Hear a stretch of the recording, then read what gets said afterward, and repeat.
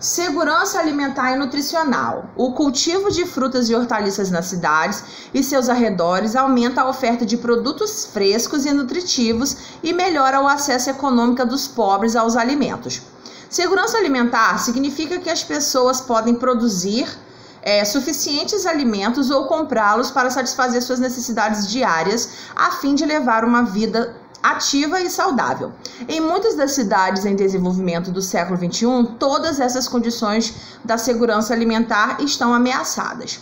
As famílias urbanas pobres gastam até 80% de sua renda em alimentos, o que as torna muito vulneráveis quando os preços dos alimentos sobem ou sua renda diminui. A FAO estima que após a inflação mundial dos preços dos alimentos de 2007, 2008, isso porque eles não previam a aumento dos preços agora com a pandemia, né? Nem sonhavam em Covid.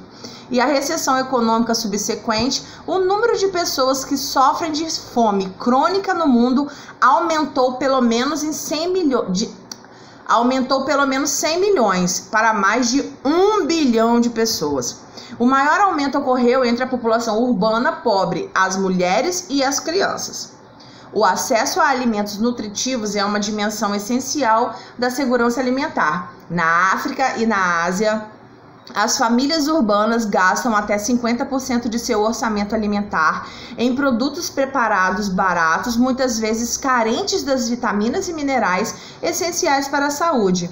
Um estudo revelou que a falta de vitamina A, causa da cegueira, era mais aguda entre os habitantes dos bairros pobres de Dhaka do que entre os grupos rurais pobres. As frutas e as hortaliças são as fontes naturais que têm maior abundância de micronutrientes, mas nos países em desenvolvimento, o consumo diário de frutas e hortaliças é apenas de 20% a 50% recomendado pela FAO e pela Organização Mundial da Saúde. As refeições urbanas baratas, ricas em gorduras e açúcares também são responsáveis pelo aumento da obesidade e sobrepeso. Na Índia, as doenças crônicas relacionadas à alimentação, como diabetes, são um problema de saúde cada vez maior, sobretudo nas zonas urbanas.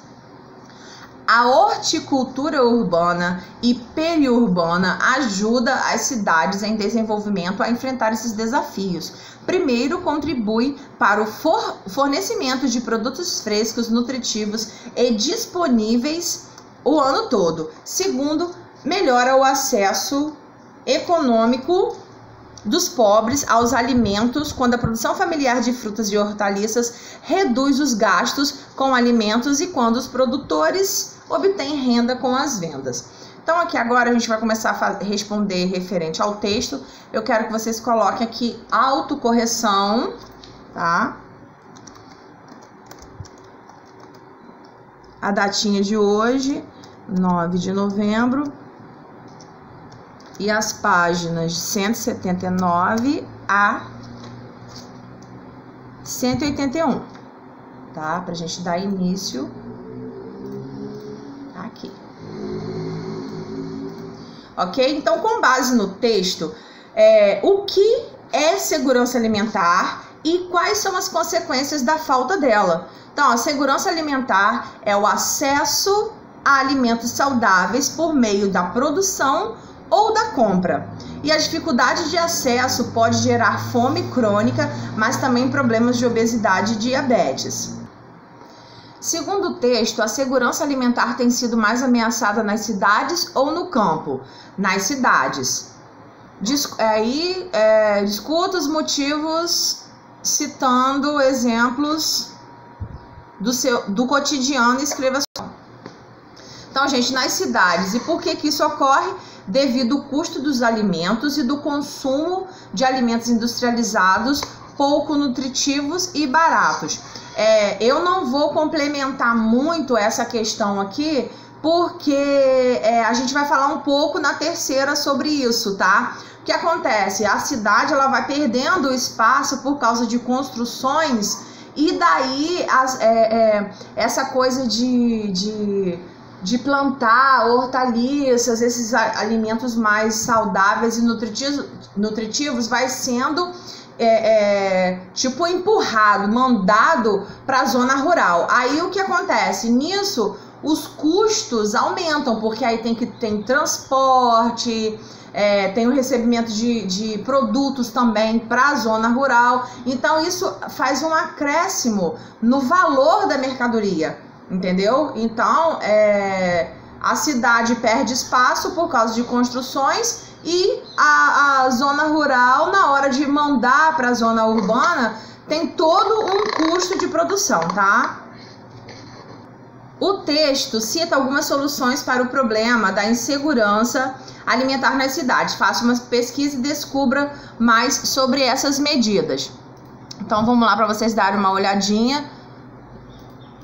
Então tá aqui, ó. Foi o que eu falei sobre a questão anterior, que está interligada. A horticultura intensiva nas periferias urbanas faz sentido, mas à medida que as cidades crescem, perdem-se valiosas terras agrícolas. Resultado, a produção de alimentos frescos está sendo empurrada para as áreas urbanas. O custo do transporte, empacotamento e refrigeração, o mau estado das estradas rurais e as vultuosas perdas em trânsito aumenta a escassez e o custo de frutas e hortaliças nos mercados urbanos. Então, quer dizer, tudo isso aqui ajuda a aumentar o valor das mercadorias, tá, gente? Então, algo que poderia ser mais barato tem um custo maior, porque tem várias coisas. Entre a plantação, a colheita, até chegar à nossa mesa, existem vários processos e tudo isso gera um custo muito alto. Para organizar o pensamento, relembre o que você estudou nesse capítulo. O consumo insuficiente de calorias leva ao consumo das reservas do corpo. O consumo excessivo de calorias pode provocar obesidade. A digestão dos alimentos ocorre no sistema digestório. Os alimentos são quebrados em substâncias menores que podem ser absorvidas pelo intestino. Tá? E no outro nós temos o nosso mapinha de aprendizagem, que vai ficar no centro o sistema digestório e com transtornos alimentares, importância da alimentação e a transformação do alimento.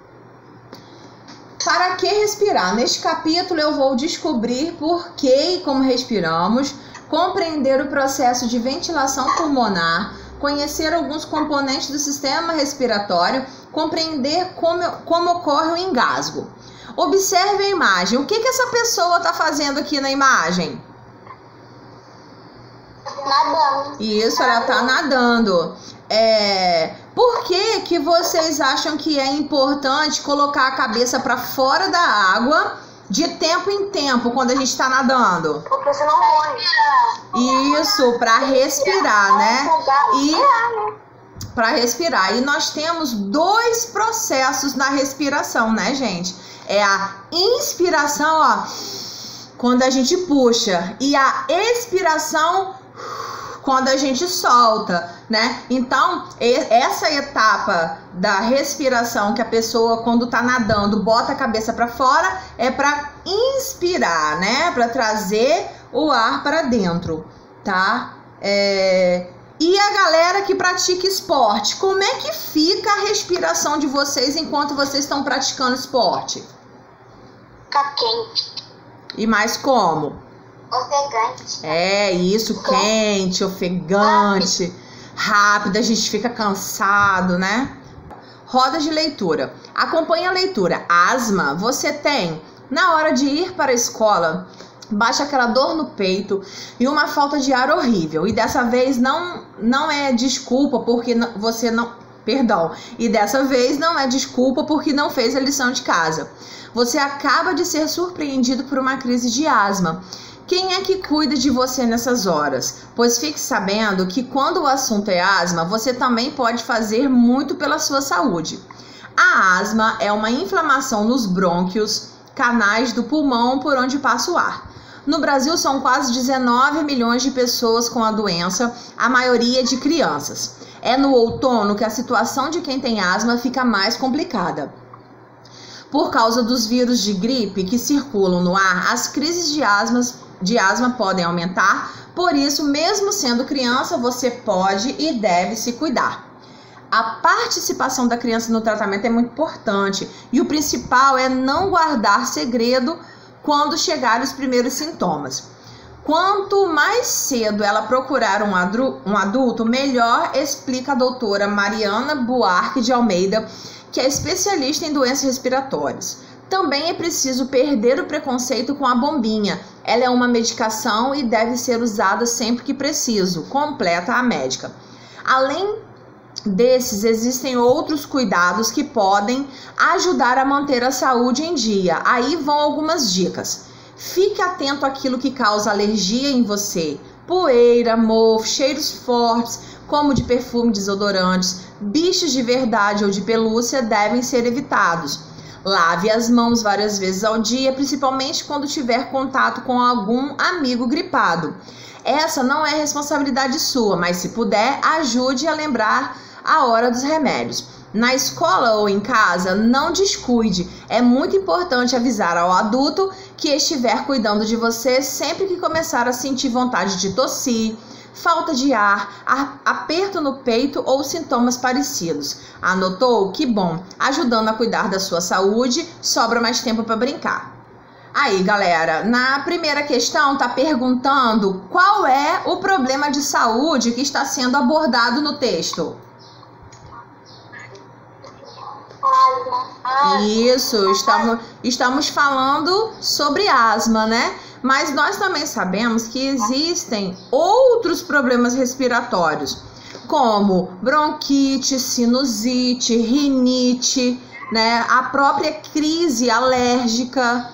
Todos esses problemas são relacionados ao trato respiratório, né? Ao sistema respiratório. Também existe a gripe, o resfriado, a pneumonia, a tuberculose e agora o Covid também, que atinge, né, o sistema respiratório. Agora, na segunda questão, tá pedindo para a gente marcar no texto as causas, né, do problema de saúde, os sintomas e o tratamento. Então, nós vamos dar uma olhada aqui na página 184. Então, vocês vão marcar exatamente como a gente está marcando aqui, tá? Vocês vão marcar esse primeiro parágrafo e do ladinho vocês vão escrever sintomas. Depois, vocês vão vir para o segundo parágrafo, também marcá-lo, tá? E escrever causas. E nesse pedacinho restante, com o pedacinho aqui, ó, da próxima página, vocês vão marcar e vão escrever tratamento. Então, aqui na última questão, tá falando, dentre os cuidados citados no texto, qual deles você pratica? Aqui tem, né, os cuidados, os que estão com os travessões. Aí é uma questão de vocês colocarem o que vocês fazem, o que vocês não fazem. Não, perdão, só o que vocês fazem, as atitudes que vocês tomam, tá? E se vocês são as pessoas que tomam todos esses tipos de cuidados, só colocar. Eu tenho todos esses cuidados, tá? Aqui a gente encerra a nossa aula de hoje. Um beijo e até amanhã.